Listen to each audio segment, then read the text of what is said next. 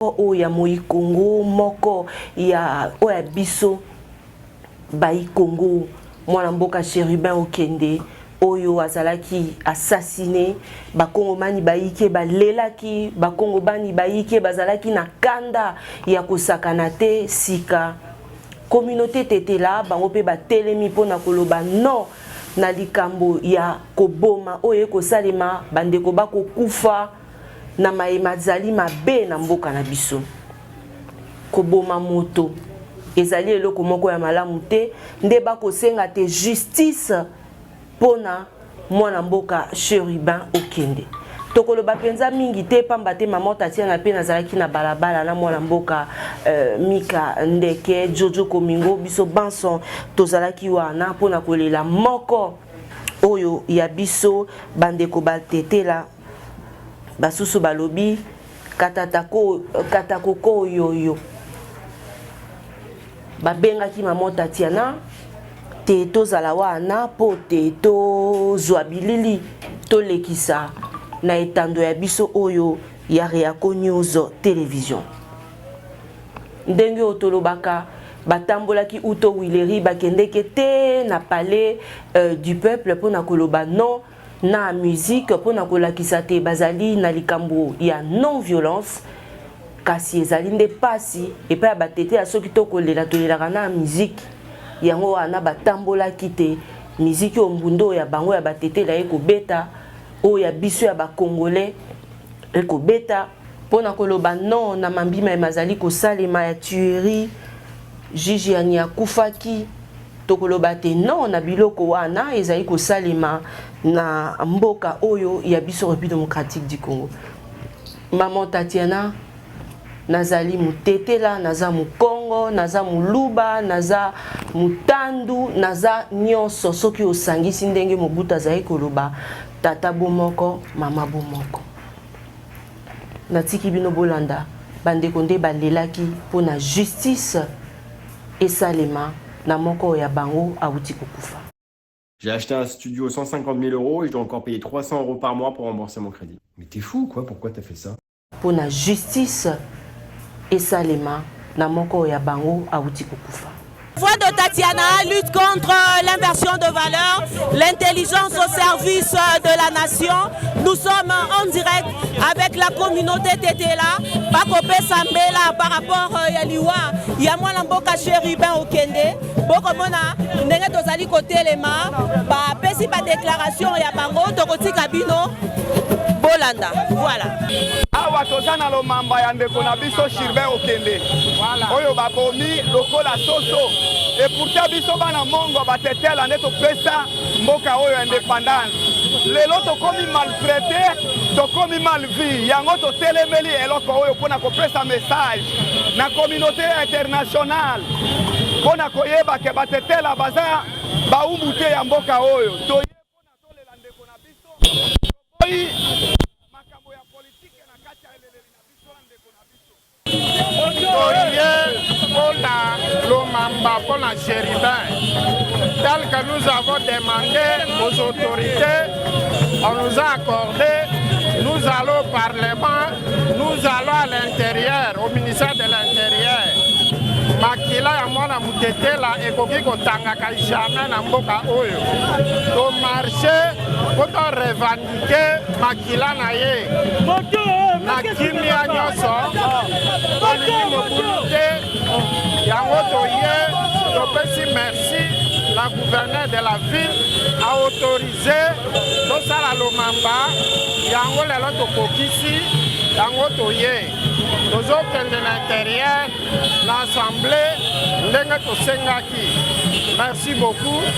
Toza na marche ya Lomamba. Merci. Nous sommes aujourd'hui réunis ici à Willery jusqu'au ministère de la Justice et enfin nous allons passer au Parlement pour montrer notre mécontentement de la main de notre frère Chérubin Okende.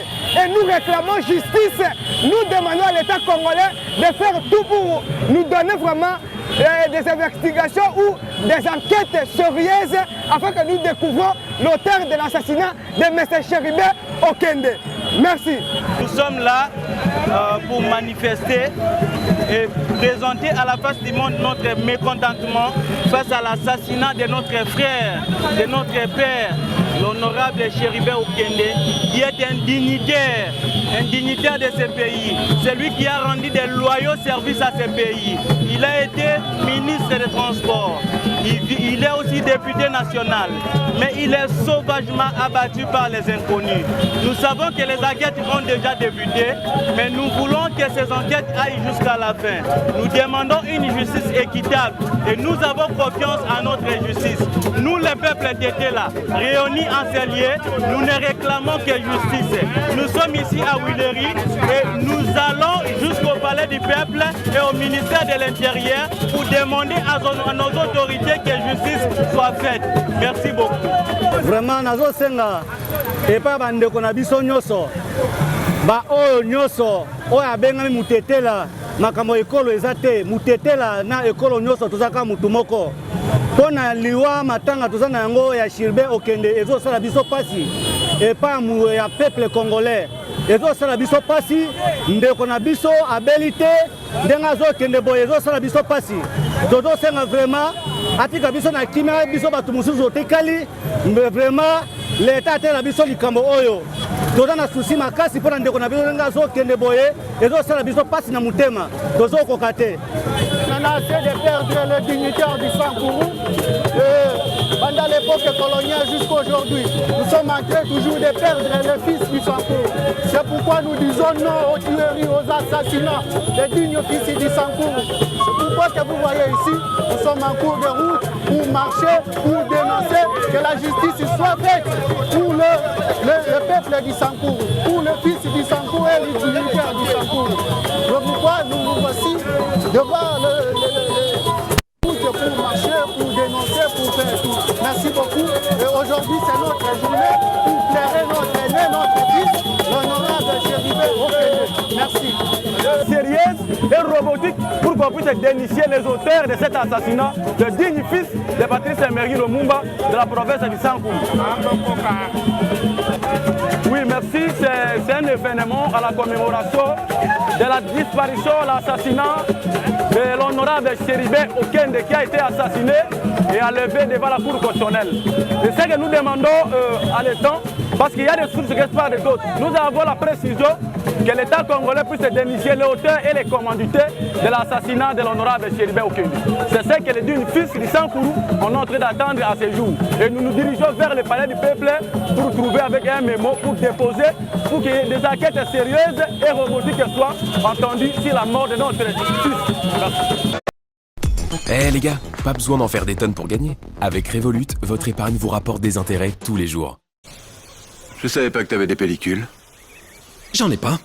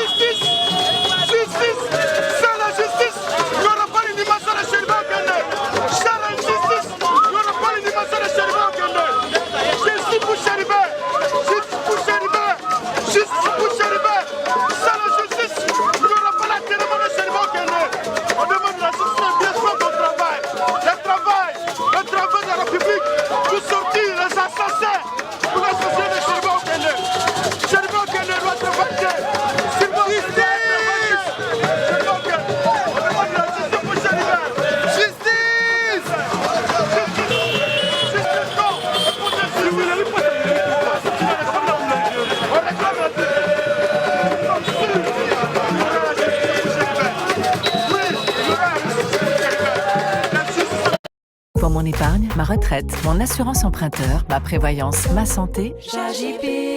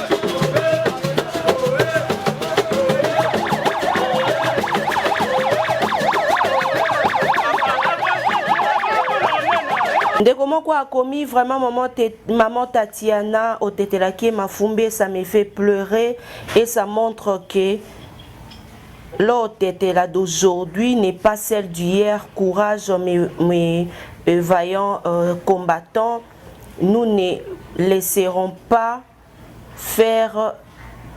Ah, donc vous évitez maman Tatiana Penza, ba déclaration ezali très na makambo ya o nini tolingaka yango penza te. Soki okomi message moko monique na tangi yango penza te, beaucoup likia te, beaucoup comprendre.